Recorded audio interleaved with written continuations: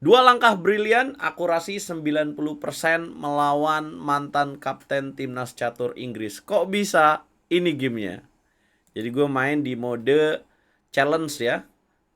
Tiba-tiba ketemu sama username ini nih. Dan ternyata gue cari tahu David Norwood.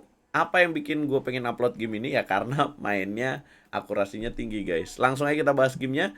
Jangan lupa di like dulu, di share, dan di subscribe. Dan nyalakan lonceng notifikasi. Jangan lupa jadi langganan di YouTube gue untuk dapetin konten eksklusif. Mau belajar sama gue secara daring? Tinggal hubungi gue di Instagram rurap_26. Teman-teman, ini main 3 menit tanpa bonus waktu ya. Live juga D4, kemudian G6, E4, kemudian hitam Bishop G7, putih kuda C3, dan hitam C6. Nah, ada yang tahu ini teori apa? Putih Bishop E3, kemudian D6. Ya, ini seperti modern defense atau Pirc defense ya, teman-teman. Kemudian saya mainkan Queen D2, hitam kuda ke petak D7. Saya lanjutkan dengan long castle, kemudian hitam mainkan langkah B5. Ya, F4 dianggap lebih baik, tapi oke lah, ada juga permainan seperti ini. Saya mainkan Raja B1 dulu untuk menjaga pion, langkah posisional, hitam kuda B6. Jadi David Norwood ini seorang penulis buku catur juga teman-teman, dan juga seorang pengusaha juga. Ini langkah kuda B6. Jadi saya cari tahu dia suka main dengan gaya menyerang. Jadi jangan heran kalau dia mainin langsung kuda B6 tujuannya mau B4 nanti kudanya naik kalau kita salah ya. Ya contoh nih, misalkan kita salah jalan di sini, salah ngerespon F3, dia B4, kita mundur, dia kuda C4, ancam queen, ancam bishop. Rugi guys kalau kita kehilangan duck bishop ini ya. Karena duck bishop ini tujuannya mau saya tukar dengan gajah fianchetto itu. Nah, jadi apa jawaban saya? Saya mainkan bishop D3 dulu. Kemudian dia di sini benteng ke petak B8 ya. Masih dengan tujuan mengancam raja. Saya coba mengganggu lewat sayap raja dengan H4. Kemudian hitam menjawab dengan taktis H5, saya naikkan kuda ke petak H3, hitam menyerang dengan kuda C4. Makanlah, makan lagi, terbuka jalur B, geser dulu dikit ya kan. Bahaya nih ada ancaman Queen B6. Bener aja Queen B6 dimainin, saya kemudian benteng ke petak B1 jaga, kemudian dia kuda F6. Nah, saya mainkan F3 untuk topang pion dan menjaga petak G4. Nah, David Norwood mungkin bingung ya di sini, kapten timnas catur Inggris ini yang jadi Grandmaster di tahun 90-an. Jalan apa lagi nih gue nih? Kali kata dia. Nah, dia di sini rokade. Nah, inilah yang gue tunggu-tunggu karena saya langsung menyerang dengan langkah E5. Wah, kuda F2 dianggap lebih bagus ya. E5 tujuannya kalau dimakan blunder ya, ada discover attack. Jadi di sini kuda naik ke petak D5. Saya tukar, dia makan lagi, dan kemudian saya gajah H6. Sebenarnya dianggap langkah salah nih, harusnya kuda F4 memang kelihatannya. Apa jawaban dari David Norwood? David Norwood mainkan langkah Queen ke petak A6. Dia harusnya makan.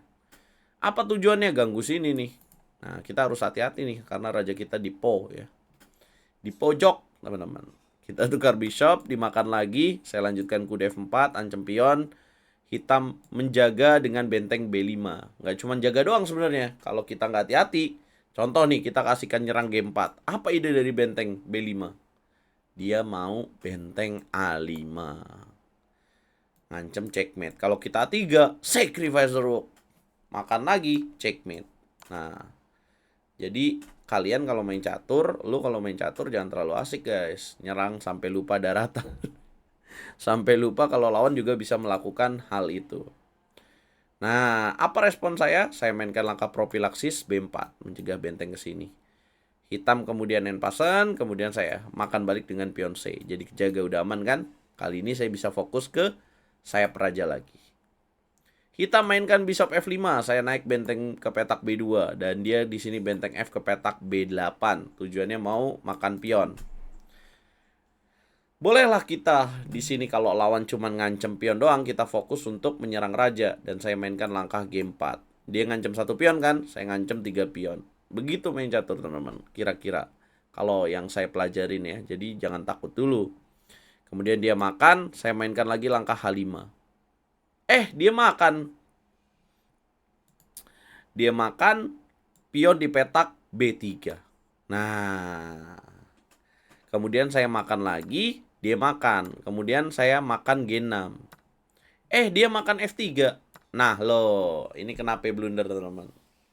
Bisakah kalian melihat langkah brilian pertama saya di game ini? Ayo, ini untuk melatih taktik juga ya. Kenapa saya bisa menemukan langkah-langkah seperti ini? Ya karena saya latihan nggak cuma teori doang, tapi latihan bagaimana posisi krusial bisa menemukan langkah terbaik. 4 langkah skakmat dari posisi ini guys. Sacrifice the knight, brilliant move, boom. Penjelasannya adalah kalau dimakan pakai bishop, maka saya queen ke petak H6, raja mundur, checkmate di baris akhir. Kalau dimakan pakai pion, sami mawon. Kalau dimakan cek sini, sini checkmate. Lah kalau raja dia mundur atau raja dia naik ke atas dulu bang, checkmate pakai benteng atau queen. David Norwood tahu ini, jadi dia pilih raja G8. Nah sekarang gimana kalau raja dia mundur guys? Yes, sacrifice rook dimakan, kemudian queen H6 geser dan boom skakmat. Game ini berlangsung 28 langkah dengan akurasi saya 90%. Sementara lawan saya akurasinya berapa? 83%. Inilah gamenya. Ya, jadi setelah benteng H8, Norwood menyerah. Gimana menurut kalian permainan saya, teman-teman? Nah, kok bisa sih mainnya kayak Grandmaster atau kok bisa main sebrutal ini? Kalian bisa bermain seperti ini kalau kalian punya cara mikir ya seperti kayak gini lah kira-kira.